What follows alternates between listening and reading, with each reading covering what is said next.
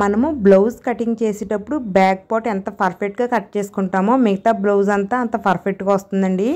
Main point మనకి back part cutting అన్నమాట. అయితే మనకి ఒక్కొక్క సైజుకి ఒక్కొక్కలాగా బ్యాక్ పార్ట్ కటింగ్ వస్తుంది. అయితే మీకు అన్ని కొలతలు గుర్తుపెట్టుకోవడం కష్టంగా ఉంటుంది కాబట్టి మనం ఎప్పుడు కూడా ఆది బ్లౌజ్ మీద డిపెండ్ అవ్వాలి. కొత్త టైలర్స్ అందరూ ఆది బ్లౌజ్ మీద డిపెండ్ అయ్యి కటింగ్ మొత్తం సేమ్ ఆది బ్లౌజ్లో వచ్చేలా నేర్చుకుంటే మీకు సీనియారిటీ పెరిగి కొలిది టేప్ కటింగ్ కూడా ఈజీగా అర్థమవుతుంది అన్నమాట. ఫస్ట్ అయితే మనము బ్లౌజ్ పీస్ని డబుల్ ఫోల్డింగ్ వేసుకుని ఓపెన్ సైడ్ మనకు ఆపోజిట్ మడతున్న సైడ్ మన సైడు అయితే వేసుకోవాలండి. ఈ విధంగా వేసుకున్నాక బ్లౌజ్ కింద సైడ్న హెచ్చు తగ్గులు ఏమన్నా ఉంటే కనుక ఒక లైన్ కొట్టుకుని కట్ చేసుకుంటే మనకి స్ట్రైట్గా అయితే వస్తాయన్నమాట. అయితే నేను ఈ వీడియోలో ఏం చెప్పాలనుకుంటున్నానంటే మీకు సరైన ఆది బ్లౌజ్ తీసుకుంటే మీకు బ్లౌజ్ కటింగ్ ఈజీగా చేయవచ్చు అని చెప్తున్నానండి. మనకి పర్ఫెక్ట్గా నప్పిన ఆది బ్లౌజ్ అయితే తీసుకుని ఈ విధంగా బ్యాక్ పార్ట్ నెక్ మధ్యకి మడత పెట్టి షోల్డర్ దగ్గర నుంచి కింద డాట్ దాకా సాగదీసి కొలవాలి. ఈ విధంగా చూసుకున్నప్పుడు ఈ బ్లౌజ్ పొడవు వచ్చేసి నాకు 14 ఇంచులు వచ్చిందండి. ఈ విధంగా మీరు ఏ బ్లౌజ్ని కొలుస్తారో ఎంత పొడవు వస్తుందో దానికి 1 ఇంచు కలపాలి. ఈ 1 ఇంచు ఎగస్ట్రా ఎందుకు కలపాలి అంటే కింద నడుంబద్ద స్టిచ్చింగ్ కోసము, పైన షోల్డర్ కుట్టు కోసము సరే ఒక 1/2 ఇంచ్ అన్నమాట. అందుకని 1 ఇంచ్ ఎగస్ట్రా పెట్టమన్నాను.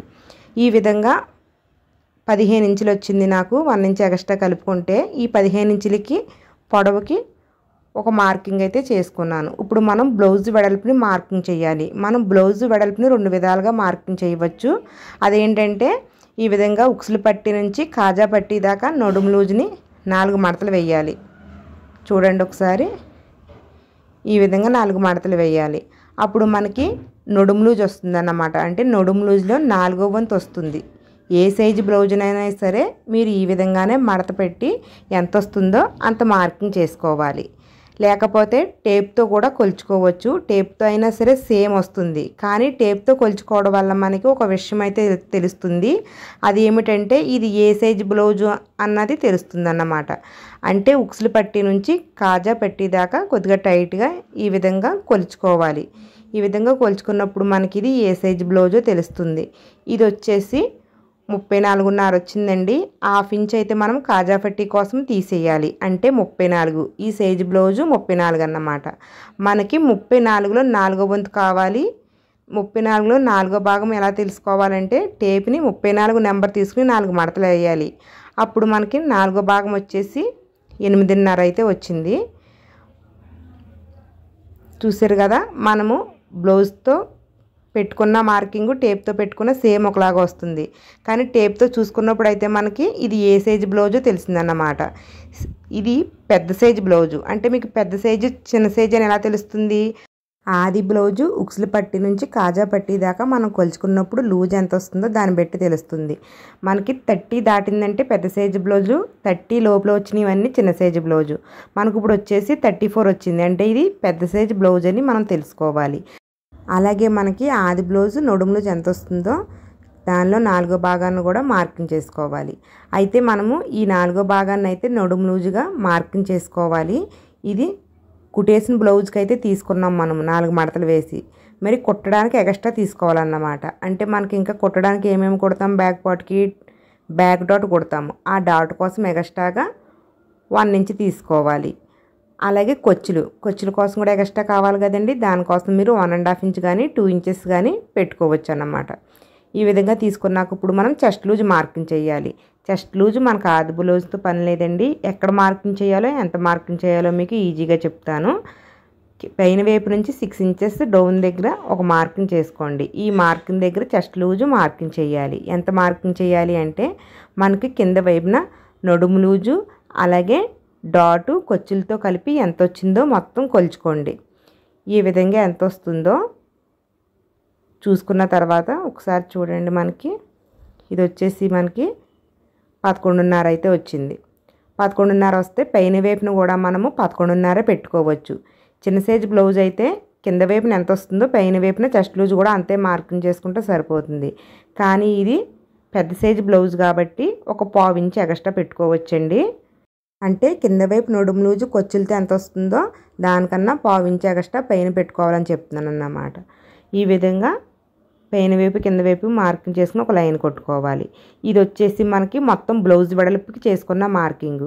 అలా కాకుండా మీకు ఆది బ్లౌజ్తో పని లేకుండా సైడ్ జాయింట్లు చేసేటప్పుడు లూజ్ కుట్టు కూడా ఒక మార్కింగ్ చేసుకుంటే కుట్టు వేసుకోవడానికి ఈజీగా ఉంటుంది. అయితే ఇది ఎలా వేసుకోవాలంటే మనం కింద వైపు ఖర్చుల కోసం ఎంత పెట్టాము, 2 ఇంచెస్ పెట్టాం కదా, అదే 2 ఇంచెస్ని పైన వైపు కూడా పెట్టుకుంటే మనకి లూజ్ మార్కింగ్ అంటే బాడీ లూజ్ మార్కింగ్ కూడా వస్తుందని చెప్తున్నానండి. ఈ విధంగా మనము ఈ లూజ్ మార్కింగ్ వల్ల కూడా మనకు ఉపయోగం ఉంటుంది. అది ఎక్కడ ఉపయోగపడుతుందో కూడా మీకు చెప్తాను. ఇది చెస్ట్ లూజ్ మార్కింగ్ అన్నమాట. మనకి దీని మీద కుట్టు వేసేసుకుంటే బాడీ ఫిట్టింగ్ కరెక్ట్గా సరిపోతుంది. మిగతాది ఖర్చుల కోసము. ఈ విధంగా మనం బ్లౌజ్ వెడల్పుని మార్కింగ్ చేసేసుకున్న తర్వాత ఇప్పుడు నెక్ షోల్డర్ మార్కింగ్ చేయాలి. నెక్ షోల్డర్లో ఫస్ట్ అయితే మనము నెక్ని మార్కింగ్ చేసుకోవచ్చు. అది కూడా సేమ్ ఆది బ్లౌజ్లా వచ్చేలాగా. మనకి నెక్ డౌన్ అయితే తెలియాలండి. కొంతమంది నెక్ పైకెట్టుకుంటారు, కొంతమంది డీప్ పెట్టుకుంటారు. మనం ఆది బ్లౌజ్ తీసుకుంటే మనకు కరెక్ట్గా తెలుస్తుంది. కింద వైపున నడుం బద్ద కోసము 1/2 ఇంచు కుట్టు వదిలేసి ఈ నడుం బద్దని అంటే ఆది బ్లౌజు నెక్ మధ్యకి మడత పెడితే మనకి నడుం బద్ద వస్తుంది కదా, ఎంత వచ్చిందో అంత కరెక్ట్గా మార్కింగ్ చేసుకోవాలి. ఈ విధంగా మార్కింగ్ చేసుకున్న తర్వాత నెక్ కుట్టు కోసము 1/4 ఇంచు ఎగస్ట్రాగా ఇంకొక మార్కింగ్ చేసుకోవాలి. చూడండి, కుట్టు కోసం కూడా ఎగస్ట్రాగా తీసుకోవాలన్నమాట. ఇలాగ తీసుకుంటే మనకి నెక్ డౌన్ వస్తుంది. మరి నెక్ వెడల్పు ఎంత పెట్టాలి? దీనికైతే ఇది ఏ సైజ్ బ్లౌజో తెలుసుకోవాలి. ఇది 34 సైజ్ బ్లౌజ్ కాబట్టి నెక్ వెడల్పు 2.5 పెట్టాలి. అంటే పెద్ద సైజు బ్లౌజులకి నెక్ వెడల్పు 2.5, చిన్న సైజు బ్లౌజుకి 2.5 పెట్టాలి. ఇది పెద్ద సైజు కాబట్టి 2.5 పెడుతున్నాను. కింద వైపు కూడా నెక్ వెడల్పు 2.5 పెట్టి ఈ మార్కింగ్లకి నెక్ కోసం బాక్స్ అయితే కొట్టుకోవాలి. ఈ బాక్స్లో మీకు కావాల్సిన నెక్ షేపు మార్కింగ్ చేసుకోవచ్చు. నేనైతే రౌండ్ నెక్ మార్క్ చేస్తున్నాను. మీకు నెక్ ఇంకా బ్రాడ్గా కావాలనుకుంటే కింద వైపు నెక్ వెడల్పు 1/2 ఇంచ్ ఎక్స్ట్రా పెట్టుకోవచ్చు. అలాగే మనకి ఇక్కడ కార్నర్ వస్తుంది కదా, ఈ కార్నర్లో 1/2 ఇంచుకి ఒక మార్కింగ్ చేసుకుని ఆ మార్కింగ్ బేస్ చేసుకుంటూ ఈ విధంగా రౌండ్ నెక్ని ఈజీగా మార్క్ చేసుకోవచ్చు. మనం ఈ విధంగా నెక్ని మార్కింగ్ చేసుకున్నాక ఇప్పుడు షోల్డర్ని మార్కింగ్ చేయాలి. మనం ఇది ఆది బ్లౌజ్ ప్రకారం చేయొచ్చు. ఎలా అంటే మనము నెక్ వెడల్పు తర్వాత షోల్డర్ వెడల్పు మార్కింగ్ చేయాలి కదా, నెక్ కుట్టు కోసము 1/4 ఇంచు మార్కింగ్ చేసుకోండి. తర్వాత ఆది బ్లౌజ్కి కుట్టిన తర్వాత షోల్డర్ ఎంత వచ్చిందో సేమ్ మార్కింగ్ చేసుకోండి. అలాగే కుట్టు కోసము అంటే హ్యాండ్స్ అతుకుతాం కదా, దానికోసం 1/2 ఇంచ్ ఎక్స్ట్రాగా ఇంకొక మార్కింగ్ చేసుకోండి. ఇప్పుడు ఇది మనకి సేమ్ ఆది బ్లౌజ్ లాగా అయితే వస్తుంది. ఇది వచ్చేసి ఎంత వచ్చింది? 6.5 వచ్చింది. చూసారు కదా, వీళ్ళకి షోల్డర్ వెడల్పు ఎక్కువ ఉందన్నమాట. కొంతమందికి వీపు వెడల్పుగా ఉంటుందండి, అంటే షోల్డర్ వెడల్పు ఎక్కువ పెట్టవలసి ఉంటుందన్నమాట. మనకి వాళ్ళది ఎలా ఉంది అంటే వాళ్ళ బాడీ షేప్ ఎలా ఉందో మనకు తెలియదు. కాబట్టి ఆది బ్లౌజ్ ప్రకారం ఈ విధంగా తీసుకుంటే కరెక్ట్గా వస్తుంది. పైన వైపు 6.5కి మార్కింగ్ చేసుకున్నాం కదా, కింద వైపు కూడా 6.5కి మార్కింగ్ చేసుకుని ఈ 2 మార్కుల దగ్గర చంక డౌన్ పెట్టుకోవాలి. ఈ చంక డౌన్ వచ్చేసి మనము ఏ సైజ్ బ్లౌజ్కైనా సరే 6 ఇంచెస్ పెట్టుకోవచ్చు. 6 ఇంచెస్ డౌన్కి ఒక మార్కింగ్ చేసుకుని ఇదే 6 ఇంచెస్ని ఆ చివరి వైపును కూడా మార్కింగ్ చేసుకోవాలి. ఈ విధంగా మనము ప్రతి కొలతని 2 వైపులా మార్కింగ్ చేసుకుని లైన్స్ కొట్టుకోవడం వల్ల మనకి క్రాస్గా రాకుండా స్ట్రైట్గా వస్తాయన్నమాట. చూసారు కదా, 6 ఇంచెస్ డౌన్కి పొడవుగా ఒక లైను, అడ్డంగా ఒక లైన్ కొట్టేసుకుంటే మనకి కార్నర్ వస్తుంది. ఈ కార్నర్లో కూడా ఒక లైన్ కొట్టుకోవాలి. ఇప్పుడు మనము చంక రౌండ్ మార్కింగ్ చేయాలి. చంక రౌండ్ మార్కింగ్ చేసేటప్పుడు ఈ మార్కింగ్ అంటే ఈ లూజ్ మార్కింగ్ ఉంది కదా, ఇది ఉపయోగపడుతుంది. మనము బ్లౌజ్ సైజుని బట్టి నెక్ వెడల్పు అలాగే చంక రౌండ్ దగ్గర మార్కింగ్ చేసుకోవడానికి ఈజీగా ఉంటుంది. అది ఎలా అంటే ఈ కార్నర్ దగ్గర బ్లౌజ్ సైజుని బట్టి మార్క్ చేయాలి. చిన్న సైజు అయితే 1.5, పెద్ద సైజు అయితే 1.5. ఇది పెద్ద సైజు కాబట్టి 1.5 మార్కింగ్ చేసుకోవాలి. ఏ సైజు బ్లౌజ్ అయినా సరే షోల్డర్ దగ్గర నుంచి 3 ఇంచెస్ డౌన్కి మార్కింగ్ చేసుకుని ఈ 3 ఇంచెస్ మార్కింగ్ ఈ 1.5 మార్కింగ్ని కలుపుకుని ఈ చెస్ట్ లూజ్ మార్కింగ్ దాకా రౌండ్ తిప్పుకోవాలి. చంక రౌండ్ని చూడండి, నేను వీడియోలో చూపిస్తున్నాను. ఈ చంక రౌండ్ మార్కింగ్ మనకి చెస్ట్ లూజ్ మార్కింగ్ ఉంది కదా, ఈ మార్కింగ్ దాటకూడదు అన్నమాట. ఈ చెస్ట్ లూజ్ మార్కింగ్ మనకి ఇందుకు కూడా ఉపయోగపడుతుంది.